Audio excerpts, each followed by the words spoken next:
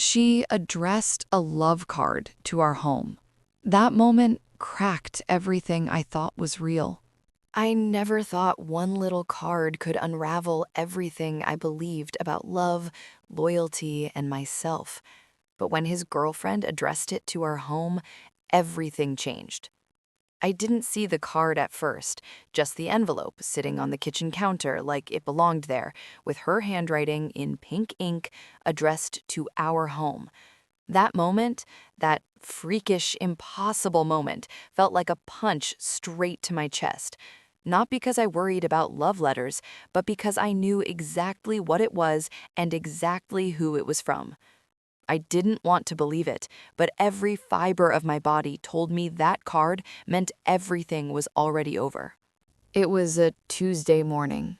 The sun slanted through our blinds. Too bright, too early. I'd gone to make coffee, just routine, just another day, and there it was, a pastel envelope that didn't match any of our bills or junk mail. I stared at the address. Our street name, our house number, my name, but not his signature. Some part of me told myself it was nothing. A birthday card from a distant relative? A belated Mother's Day thing? I touched it, just the edge, and my heart legit skipped. Hadn't we agreed to put all that drama to rest years ago? I'd seen enough movies and breakups to know that love letters don't just arrive unannounced at someone else's house. They don't come addressed in someone else's handwriting. Not without a story. I tore the card open.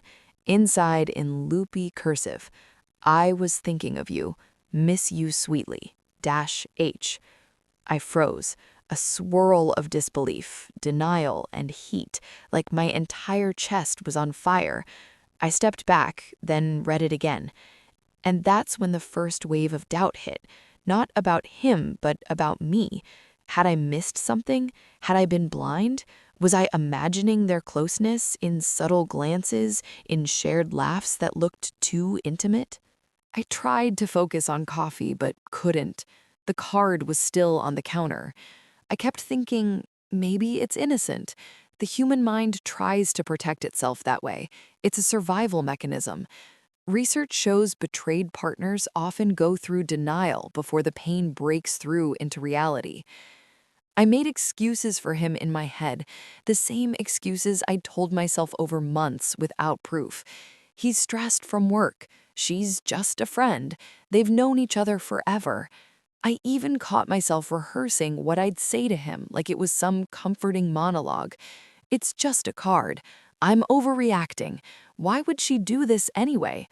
But deep down, I felt that familiar crack in my chest, the exact kind that betrayal research identifies as a trust injury. I remember looking at the walls of our kitchen, the scratches from the cat, the magnets from our trips, all the markers of a life I thought was stable and safe.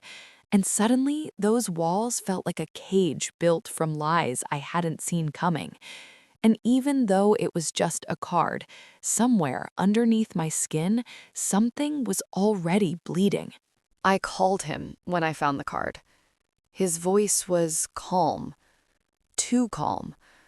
He said, "Oh, that's from H. She mailed it last week." I blinked. "You let her mail things to our house?" There was a pause. And then he said, "It wasn't a big deal." He didn't sound flustered. He sounded prepared. That's when the ground beneath me started to quake. I replayed his tone over and over. Prepared, calm, almost unbothered. And suddenly it hit me. He wasn't just not bothered. He expected me not to be bothered. That's the moment I realized something deeper was happening, something psychologists describe as a breakdown of attachment trust. It's that slow, grinding erosion of emotional safety that happens when your partner engages with someone else in ways that should matter, but don't seem to matter to them. I paced our living room. Every familiar object now felt foreign. Our couch, the throw blanket he bought for me, our bed. Even the sunlight looked like a spotlight, exposing me, not comforting me. I remember running my hand through my hair and repeating, almost out loud, "He knows what this means." Because when a person sends a love card addressed to your home, they aren't just communicating affection, they're staking a claim. And worse, they're doing it publicly in your life space. It's an invasion, a signal, a challenge. I sat down, trembling a bit, trying to catch my breath, and realized something I wasn't ready to admit. I wasn't just hurt, I was angry. I asked him point blank, "Is there something going on between you and her?" He didn't answer right away. He took a breath, measured like he'd rehearsed it, and then he said, "We've talked about this before. She means something to me." Those words were a blow I could feel, not just hear, and suddenly every lie I hadn't caught yet seemed to pour out into the open. Part 4. The Unravelling, 18 to 25 minutes. At first, I tried to rationalize his response like a grieving person clings to light in a storm, but denial got thin fast. Research on infidelity trauma shows that the pain isn't just emotional, it reconfigures your entire sense of safety and self. I found myself questioning little things I'd never questioned before. Was I too naive? Too trusting? Did I ignore the signs? And then there was something else, something ugly. I felt invisible. Not because he didn't love me, but because someone else seemed to matter more. I started replaying every conversation, every laugh they shared, like a looping film reel that I couldn't pause. And with every frame, my stomach tightened, my breath sharpened. I remember standing in front of our bedroom mirror at around midnight, lights dim, silence thick, and thinking, if someone else's card can make me feel this small, what does that say about him, about us? I touched my reflection and almost didn't recognize the woman looking back. Same face, different heart. Part 4. The Unravelling, 18 to 25 minutes. At first, I tried to rationalize his response like a grieving person clings to light in a storm, but denial got thin fast. Research on infidelity trauma shows that the pain isn't just emotional, it reconfigures your entire sense of safety and self. I found myself questioning little things I'd never questioned before. Was I too naive? Too trusting? Did I ignore the signs? And then there was something else, something ugly. I felt invisible. Not because he didn't love me, but because someone else seemed to matter more. I started replaying every conversation, every laugh they shared, like a looping film reel that I couldn't pause. And with every frame, my stomach tightened, my breath sharpened. I remember standing in front of our bedroom mirror at around midnight, lights dim, silence thick, and thinking, if someone else's card can make me feel this small, what does that say about him, about us? I touched my reflection and almost didn't recognize the woman looking back. Same face, different heart. The next morning, I found another envelope. This one had no signature, just a note inside. You deserve someone who sees you. That was the moment it hit me with the sharpness of truth. It wasn't just about her. It was about how he let this happen under our roof.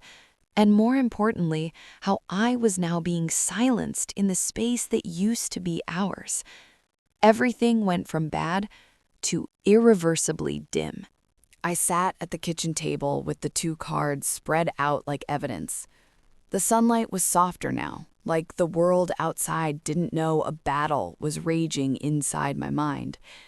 My emotions weren't dramatic fireworks, they were slow, grinding waves.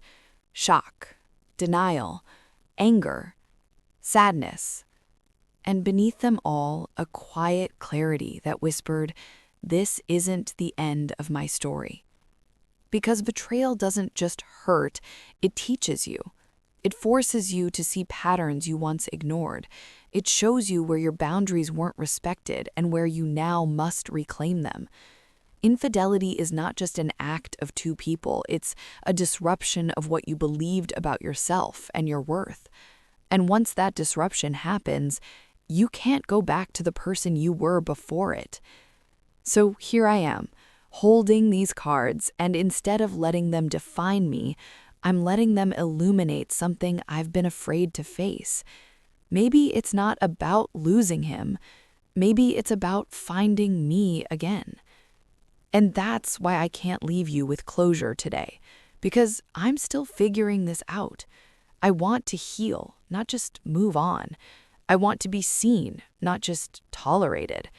And I want to know, if you discovered your partner's secret affection in the most blatant way possible, what would you do next?